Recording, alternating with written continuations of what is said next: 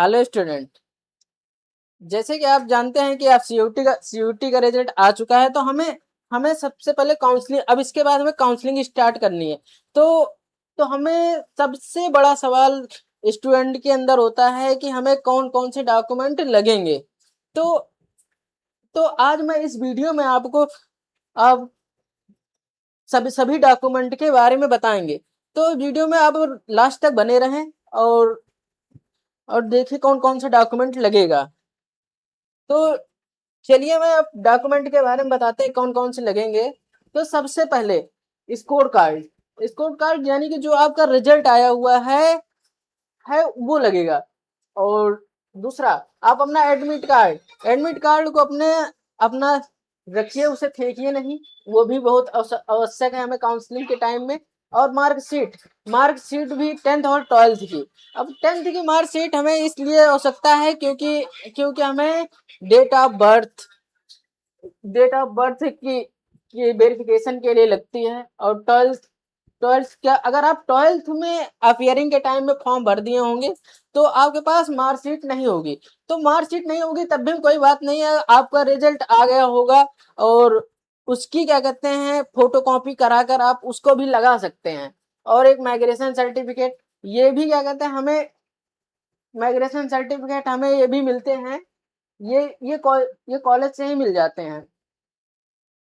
और character certificate और ID card ये अगर आपके पास आधार कार्ड नहीं है, पहली बात तो सभी के पास आधार कार्ड होगा, तो आधार कार्ड बहुत जरूरी है। और आपके पास पैन कार्ड भी है तब भी में वो भी लग जाएगा, क्योंकि हमें एक आईडी अनिवार्य है।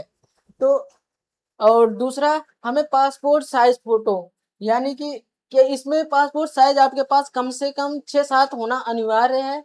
और फिर क्या कहते हैं कैटेगरी सर्टिफिकेट में, जिसे क्या कहते हैं अगर आप ST SC के हैं तो आपको कोई जरूरत नहीं, आपका पुराना वाला ही लग जाएगा। लेकिन आप अगर क्या कहते हैं OBC और EWS से हैं तो आपको हर बार नया बनवाना पड़ता है। अगर 1 अप्रैल के पहले का है तो आप अपना अपना कैटेगरी सर्टिफिकेट को रिन्यू करा लीजिए। और डोमिसाइल सर्टिफिकेट और फोटो फोटो कॉपी और ओरिजिनल डॉक्यूमेंट, और हमें कम से कम तीन तीन फोटो कॉपी करानी है। और ये भी ध्यान रखना है कि सबसे बड़ी बात मैं आपको बताता हूँ कि जो ये CUT काउंसलिंग होती है किसी एक वेबसाइट पे या किसी उस पे नहीं होती। आपको जिस एक ये सेंट्रल सेंट्रल काउंसलिंग नहीं है, तो आपको जहां एडमिशन लेना है आपको वही काउंसलिंग कराना होगा। और उसी की ऑफिशियल वेबसाइट पे, जैसे AKTU है तो आप AKTU पे जाइए, कराइए यूनिवर्सिटी पे, वहां जाकर। और एक बार बहुत जरूरी बात यह है कि आप जो डॉक्यूमेंट है वो आप जाकर उनके ऑफिशियल पेज पे जाकर पढ़ लीजिएगा, क्या क्या कैसे कैसे होगा। ये ये बहुत ही जरूरी बात है। और अगर आपको मेरी मेरी बताया हुआ अगर अच्छा लगा हुआ हो तो आप सर लाइक और सब्सक्राइब कर सकते हैं। बंद कर दो।